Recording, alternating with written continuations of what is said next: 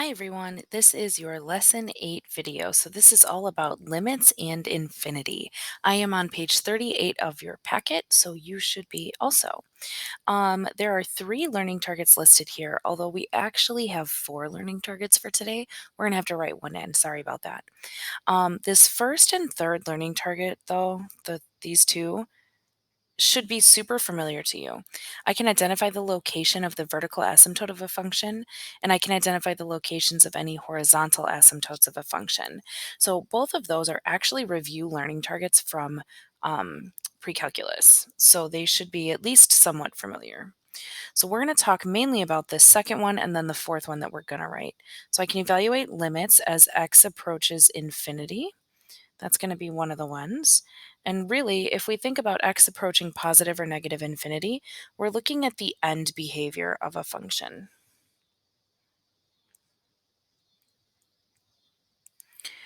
Our fourth learning target is I can evaluate limits as x approaches a vertical asymptote of a function.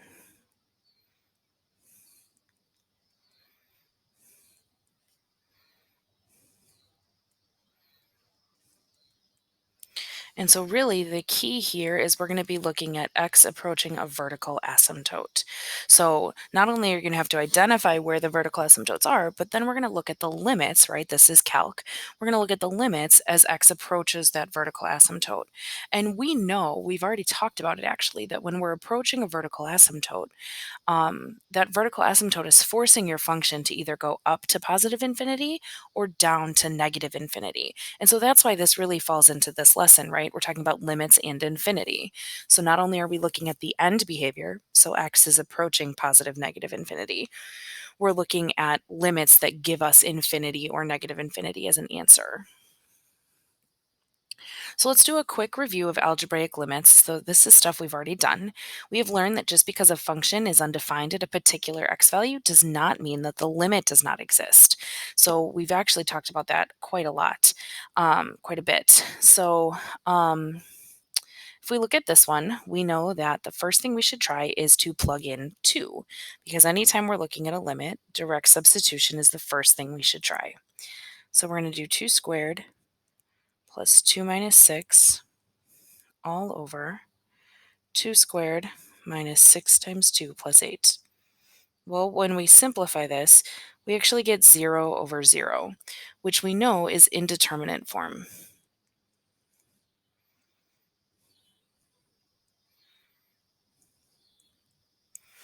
So we learned in the last section that if we have indeterminate form, the first thing we should try is to factor.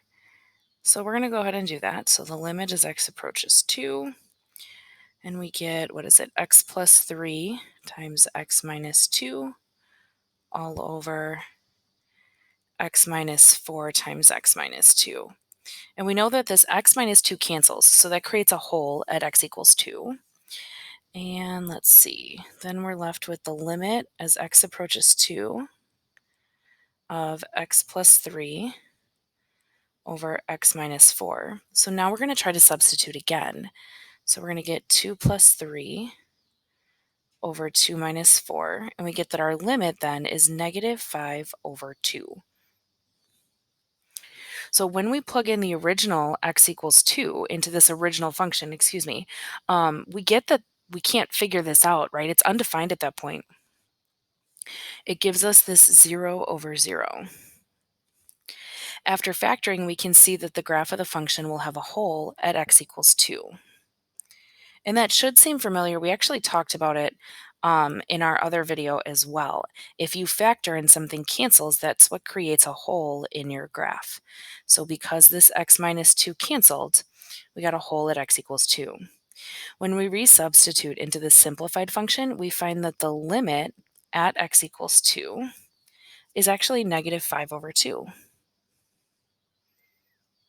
So we talked about what happens when we factor and cancel and create this hole, but we didn't really talk about what happens at this x equals 4. right? That's actually our vertical asymptote. When we factor and something doesn't cancel, that's what creates this vertical asymptote on our graph.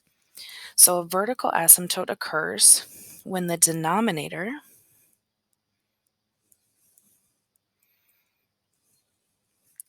of a rational function equals 0, and that factor does not cancel.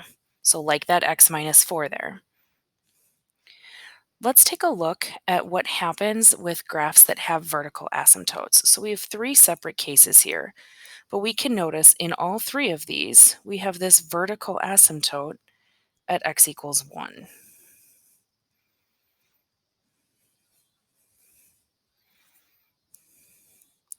In this first case, both of the one-sided limits approach positive infinity.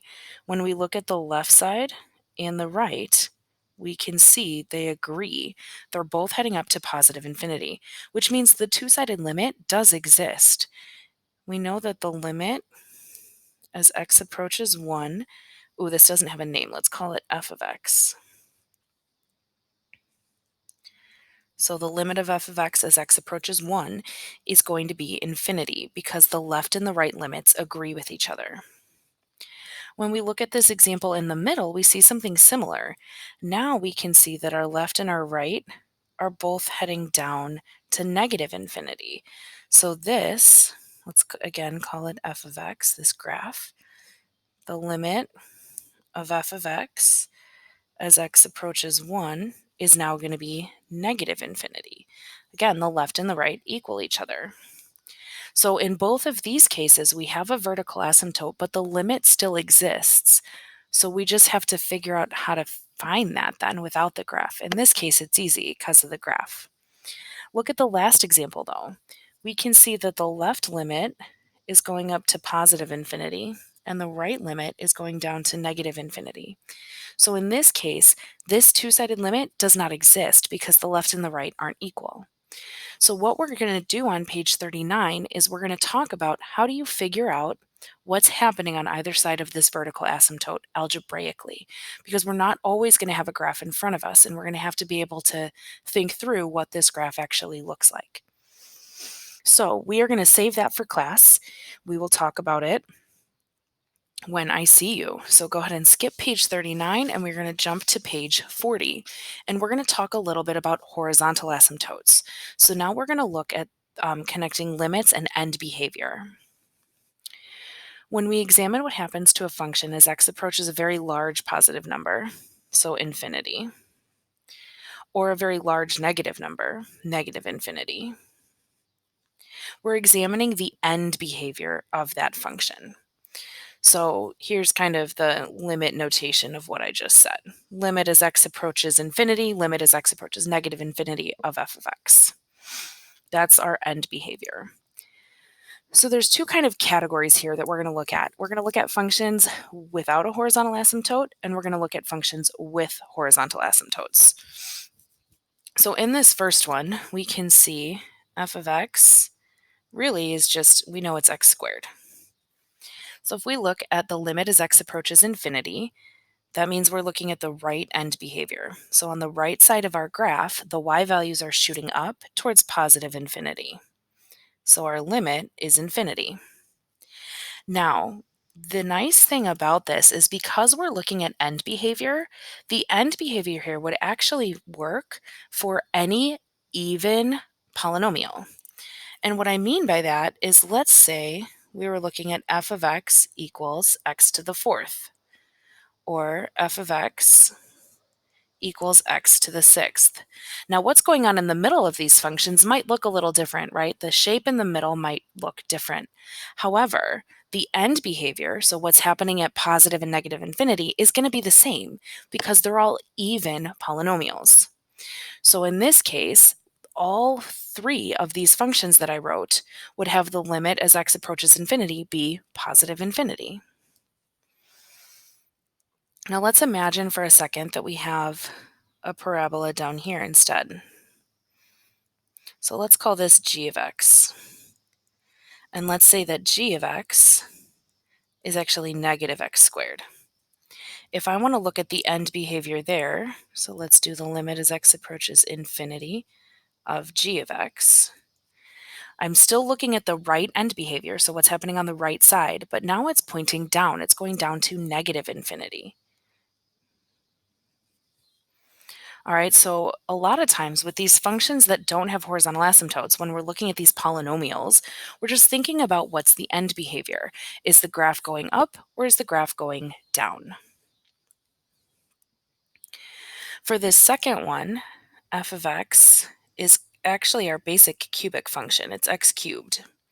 So if we're looking at the left end behavior, the limit as x approaches negative infinity, then this is going down to negative infinity. Now, just like we talked about other even functions on the left, we can talk about other odd functions over here. So if we're talking about end behavior, x to the fifth or x to the seventh or any other odd polynomial is going to have the same end behavior as x to the third.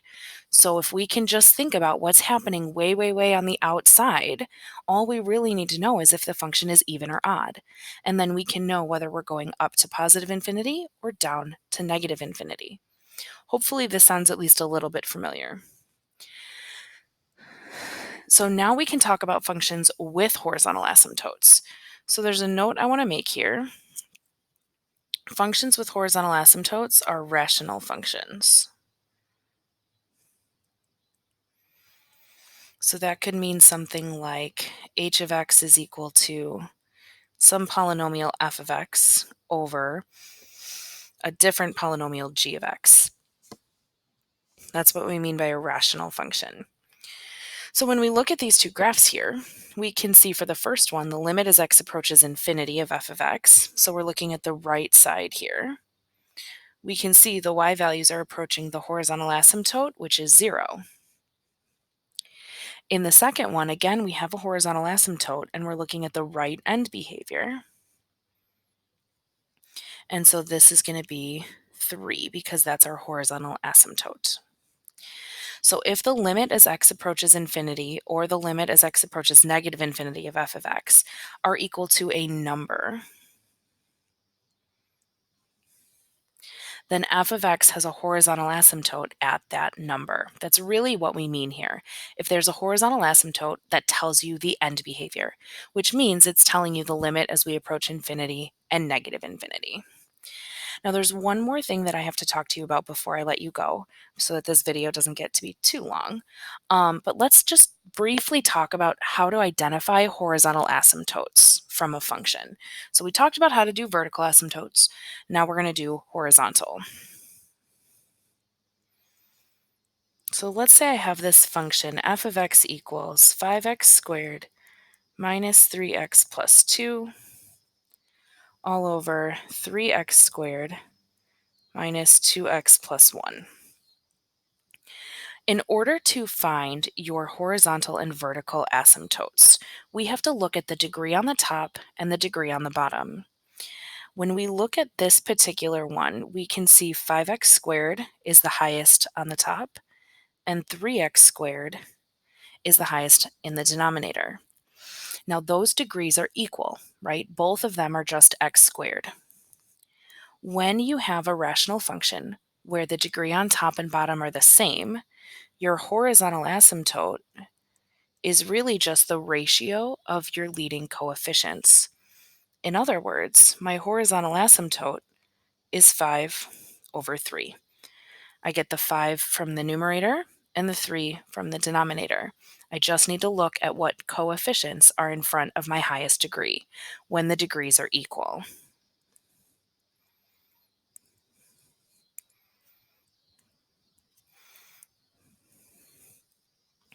Let's look at another example. What if I gave you f of x is equal to 7x minus 4 over 3x squared minus 8.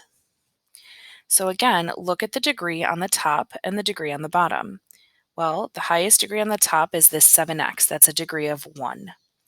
The highest degree on the bottom is this 3x squared. That's a degree of 2.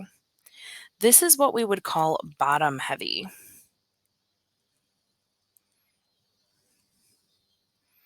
meaning the degree in the denominator is greater than the degree in the numerator. Whenever this happens, your horizontal asymptote is always going to be y equals 0. Then we just need to talk about the exact opposite of that. So let's say we have a function that's like 5x squared minus 3x plus 2 all over 3x minus 8. So in this case, the degree on the top is 2 from our 5x squared, and the degree in the denominator is 1, right, from that 3x. In this case, this is top-heavy. The degree on the top is bigger than the degree on the bottom. That means there is no horizontal asymptote for this function. And we'll talk more about how to determine the end behavior here then when I see you in class. We will finish the rest of the notes when I see you, so pages 39 and 41 we will take care of when I see you back in class. Thanks for watching.